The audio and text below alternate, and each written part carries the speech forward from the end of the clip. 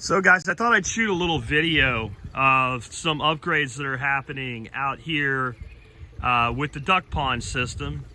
And for those watching the video versus just getting the audio on the podcast, of course, this is the heart of the system. This is an 8x16 pond. It's roughly 2 feet deep at the deepest, stocked with bullheads, and you can see the water hyacinth just beginning to green up and start to spread out. In another month, it'll be completely covering the pond. And of course, I feed that and make compost with that to the ducks, and they get it in that bin right there.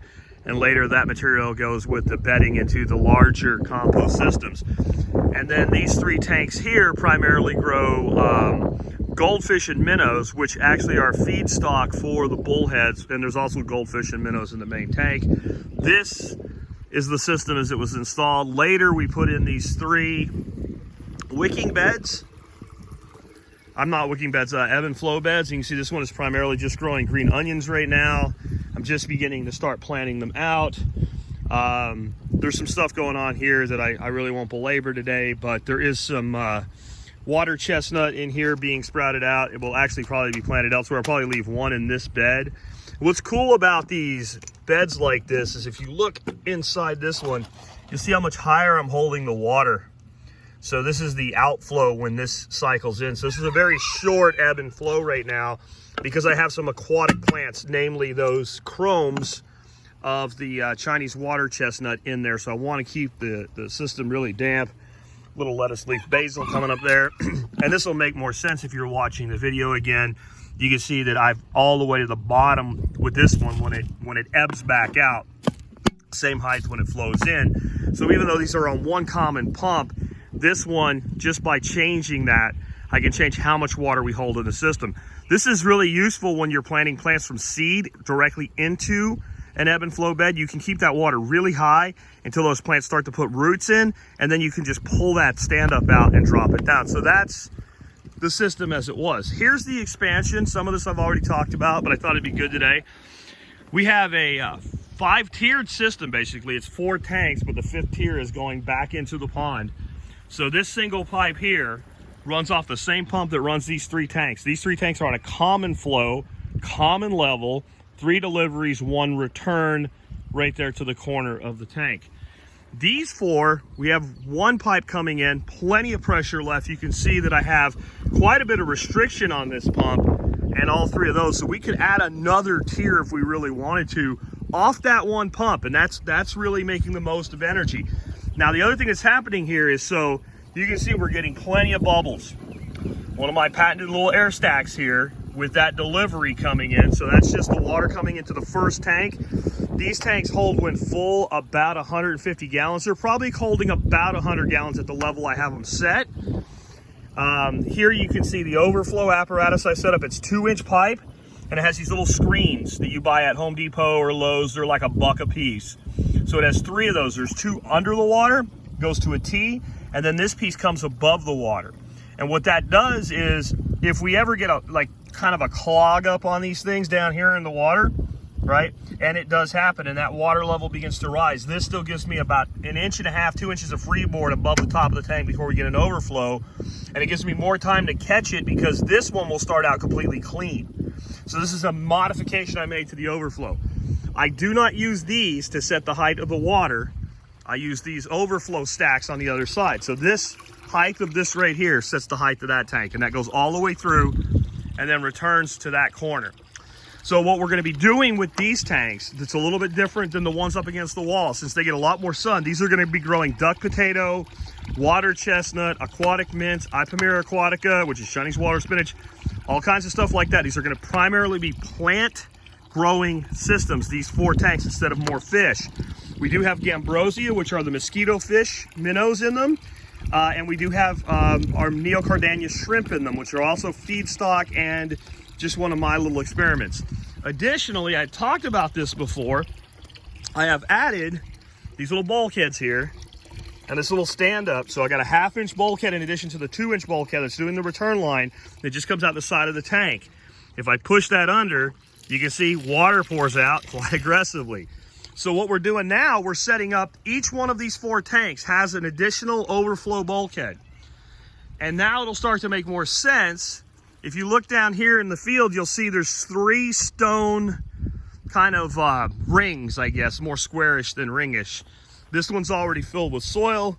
I have a little paver sitting there so that the water gets distributed instead of erosive. And each one of these is going to have a chestnut tree planted in it that can be watered from that system, that main system up there. So now the system's growing trees, in addition to all the annual and perennial aquatic vegetation in the fish. And all it takes is tipping those over, set a timer for 2 or 3 minutes and tip them back up. And each tank has its own overflow. So there's 3 tanks here, 3 locations downgrade there. Where's tank number 4 gonna go? Right here, just off to the side. Big old chestnut tree will be growing here. I need to get it filled in. You see my material up higher in the field. I've got about 8-10 yards of material left up there, fill dirt. So we'll fill these in. That one will come off there. I'm thinking about actually popping one on the end tank on the 3 and planting something right over in there, especially once I get rid of this brush pile that I just simply will not burn this time of year between the wind and how dry it is. And that's it for now, but how do you like it? It produces compost. It produces duck food. It produces people food. It produces aquatic vegetation. It has ebb and flow aquaponics built into it. I've got my little sacks up there full of wood chips, so that's probably gonna produce us Kingstrophoria mushrooms in those grow bags. But I'm not done yet. No. We forgot all about this. My feed trough from Tractor Supply. So this is gonna have those grow bags in it running as a wicking bed, a portable wicking bed system. Water comes in one bulkhead on one side, that sets the level on the other side, flows back, timer goes off, drains through. This will go off 4 times a day. Had to get it up on cinder blocks. That drop is a lot more than you would think it is in getting back into the pond. So we've got that and one more, because I'm not done yet. Right here. You don't see nothing yet. I know you don't. Okay. So you can see that I've got a pipe coming out of that tank to here, which is the first tree section. All right, that's gonna change. This tank is so low that even with the drop here, it flows very, very slowly water to this tree. But I wanna dig 1 trench for this distance here. So what I'm gonna do is take the slightly higher tank, come off it on a right angle, go over to the lower tank, put both pipes in the same trench down to here. The higher tank will end up being the one that waters this one. The pipe that's doing it right now will come over on a right angle and go straight down to that one. And with that much drop, this lower tank will flow a lot better to watering that. This tank will come here. Now that does one more thing for me. I really didn't want a pipe coming out of here coming down this way. Not just because I don't want to, I'd rather dig, you know, what is that, 10 foot of extra trench than 50 foot of extra trench, obviously. But more important, there's your overflow of your pond right there. So that pond overflows right now. And I didn't want to have to do what I'm about to show you and cross a pipe underground with a swale. I'm going to come about right here. And just about where that pipe is will be the edge, so it won't have to worry about that pipe because I can't dig very deep here. I'm gonna have a swale that's gonna be about the width of a sidewalk, okay? About 36 inches flat, like a sidewalk, all the way over to here. So we're gonna have about 30 foot of swale. Little mini micro excavation, right? Shovel excavation.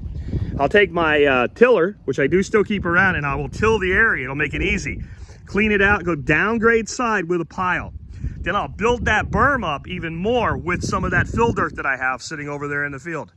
This is all gonna be planted with bush cherries and maybe some cornelian cherries as well.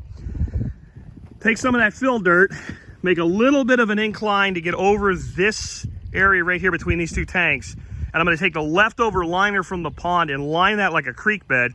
And every time this pond floods, either by natural action or by intent, in other words, I can just turn on that hose bib I installed over there with a float valve now, and I can put a timer on the other side of it and just run water for 30 minutes and overflow that high nutrient. It'll come right down that little dry riverbed. You won't see the liner. I'll cover it with rocks, hit this swale and spread out and water. So now we're gonna have bush cherries, cornelian cherries, chestnuts, aquatic vegetation like duck potato, all of this off this one system, and we're not even really beginning to push its capabilities.